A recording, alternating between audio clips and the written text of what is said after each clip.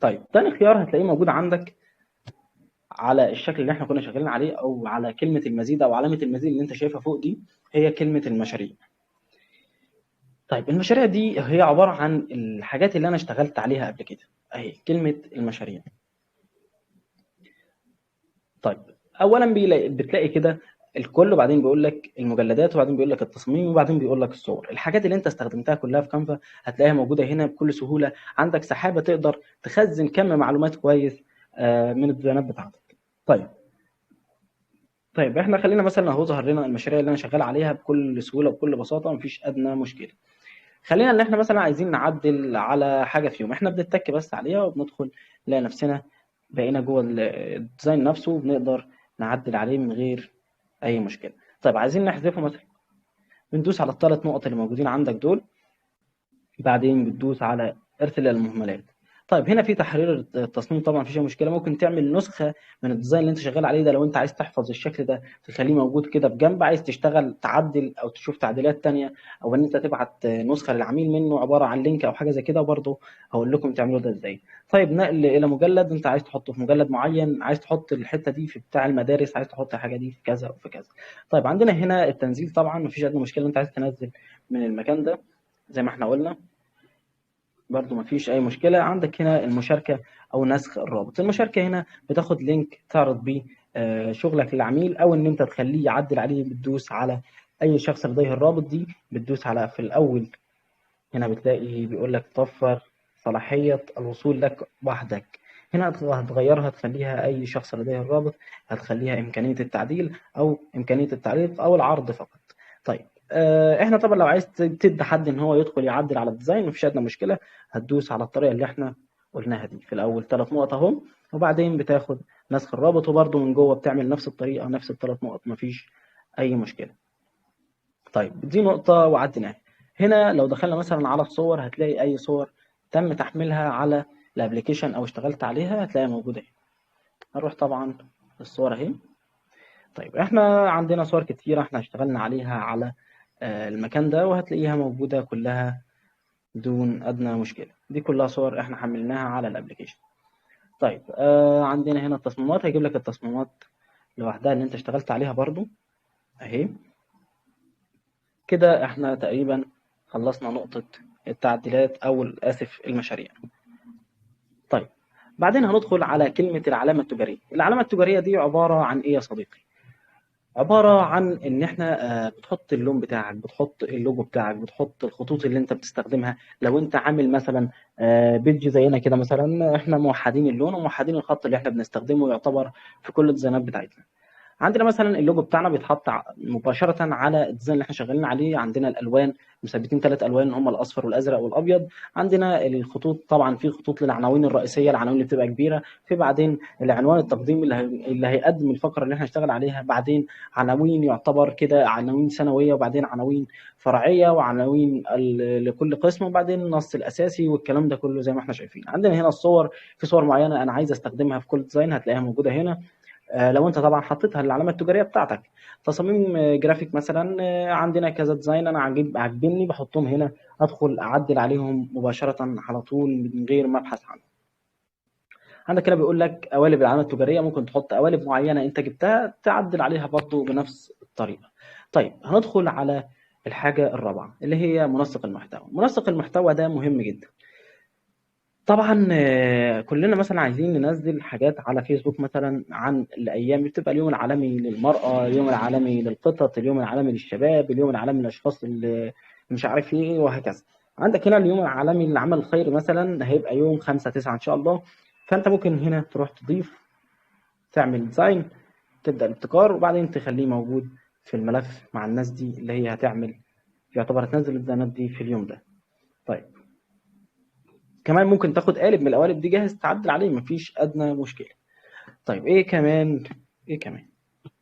هندخل على النقطه اللي بعدها وهي استكشف التطبيقات. هنا النقطه دي مهمه جدا، هتوفر لك حاجات كتيره قوي، منها ان انت ما تدفعش مقابل مثلا الموك ابس اللي انت هتستخدمه، ما تدفعش مقابل الصور اللي انت بتستخدمها من الابلكيشن.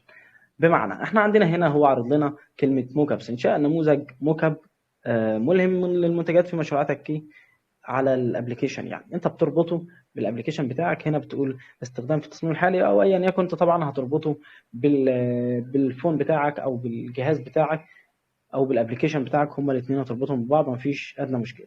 عندك هنا مثلا هتلاقي اهو جايبه لك مره تانية، عندنا مثلا حاجه زي بيكسلز، ده طبعا للموك اب. عندنا بيكسلز للصور.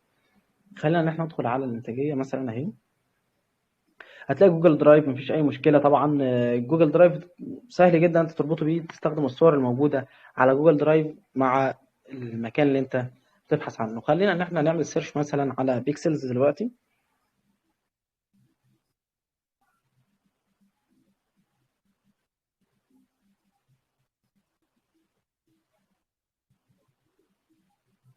طيب اهو بيكسلز موجود قدامنا. بيكسلز ده بيوفر لك صور كتيره جدا مجانيه، انت هتلاقيها هي نفس الصور ولكن موجوده في كانفا مدفوعه، فانت بتقدر تستخدمها بدون ادنى مشكله. بتربطها طبعا، تربط الجهاز او بتربط الابلكيشن بتاعك بالابلكيشن ده ومن غير اي مشكله بتقدر تستخدمه. طب عندنا هنا الموك ابس. احنا اتكلمنا عن الموك اب وقلنا ان هو تقدر تستخدم الابلكيشن التاني تربطه بالجهاز بتاعك. هنا اي علامه تشوفها علامه التاج دي معناها ان الحاجه دي مدفوعه. طيب عندنا هنا حاجات احنا مستخدمينها حديثا. عندنا في الاول بيظهر لك هواتف ذكيه مثلا او سطح المكتب اللي هو البي سي او الكمبيوتر يعني. عندنا كمبيوتر محمول اللي هو اللابتوب. عندنا تابلت مثلا او الكلام ده كله، او ساعه يد او ايا يكن الشكل اللي انت عايز تشتغل عليه في التكنولوجيا. عندنا كمان مطبوع زي مثلا حاجه للمجل او المجله مثلا او كتب او الكلام ده كله، مفيش ادنى مشكله. التعبئه والتغليف ممكن تحط الديزاين بتاعك على حاجه زي كده. خلينا مثلا ان احنا عايزين نحط ديزاين احنا عاملينه على حقيبه زي الحقائب اللي احنا شايفينها قدامنا دي. طيب في الاول احنا بنجيب الشكل اللي احنا عايزين نحط عليه الديزاين اللي احنا عاملينه. خلينا ان احنا هنختار اي حاجه غير مدفوعه طبعا علشان الناس تعرف تستخدمها فيما بعد. خلينا ان احنا نختار ده، لا ده مدفوع مش مشكلة، احنا هنستخدمه برضو كمثال يعني مفيش أي مشكلة. طيب هندوس على كلمة تحديد طبعا أول ما تظهر قدامنا كده، هنختار الصورة اللي احنا عايزين نحطها على الموك اب ده. خلينا ان احنا نحط اللوجو بتاعنا، هندوس تحديد. تمام، زي ما احنا شايفين قدامنا نقدر نحفظ الشكل او ان احنا نقدر نعدل عليه بحيث ان هو يكون الشكل ملائم. خليه ان هو ايه، دي كده ملء، نخليها كده ملائم زي ما احنا شايفين، او ان احنا نصغرها ونكبرها بايدينا زي ما احنا شايفين كده. طيب انا تمام كده، بنزل تحت وبدوس على كلمة حفظ. زي ما احنا شايفين بقى عندنا كرتونة مطبوع عليها شكل اللوجو بتاعنا. طيب خلينا نرجع للموضوع تاني. احنا خلاص عرفنا الموك اب ولازمته ايه. احنا بنعمل حاجة مطبوعة، طبعا تقدر تعمل تيشرتات، تقدر تعمل اي شكل انت عايز تعمله بحيث ان انت تستخدمه في التسويق مثلا من غير ما تطبع بفلوس بجد. تمام، بندخل مثلا على دعوة الاعضاء. لو حد ما عندوش الابلكيشن تقدر ان انت تاخد العنوان بتاع البريد بتاعه وبعدين بتحطه هنا وبعدين تعمل له ارسال طلب ان هو يدخل ينضم للمجموعه بتاعتك او للفريق بتاعك، وهو يحمل الابلكيشن وانت في الوقت ده بتقدر تستفاد بنقط تستخدمها لحاجات مدفوعه. طيب عندنا هنا سلة المهملات. احنا قلنا طبعا ان انت تقدر تحذف المشروعات اللي انت عايز تحذفها. طبعا احنا حاسفين مثلا حاجه هنا هنلاقيها موجوده هنا من غير ادنى مشكله. ممكن نعمل حذف نهائي او ان احنا نعمل لها استعاده. خلينا ان احنا اخترنا ان احنا نعمل حذف نهائي، نعمل حذف نهائي اهو كده خلاص زي ما بقاش موجود نهائي. طيب عندنا الاعدادات، تقدر من هنا تغير اعدادات الابلكيشن بتاعك. طيب عندنا طبعا هنا المكان اللي احنا فيه او الشكل اللي احنا فيه دلوقتي او الحساب اللي احنا فيه، ممكن نعمل له وصف او ان احنا نعمل مغادرة للفريق اللي احنا موجودين منضمين ليه من غير اي مشكلة. طبعا عندنا هنا اعدادات للحساب بتاعك واعدادات لتسجيل الدخول وتفضيل الرسائل والفرق واضافة اشخاص اهو زي ما احنا قلنا نعمل اضافة لشخص، نعمل له دعوة طبعا وساعتها ان احنا بنقدر نستفاد. ده طبعا كلها ناس اعضاء موجودة معانا في المجموعة اللي احنا موجودين فيها، مفيش ادنى مشكلة. طيب تمام، عندنا كمان الاشتراك. تقدر تشترك في كانفا من خلال المكان اللي انت شايفه قدامك ده. هو هنا طبعا معرفني ان الاشتراك بتاعي هينتهي يوم 6/10 ان شاء الله.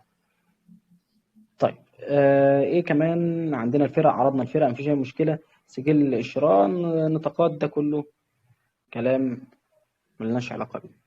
طيب احصل على المساعده. هنا لما يبقى في معاك اي مشكله تقدر تطرح اي سؤال. هو طبعا هنا مقترح لك كذا سؤال تقدر تكتب له الحاجه اللي انت عايز تكتبها، زي مثلا كانفا برو اهو،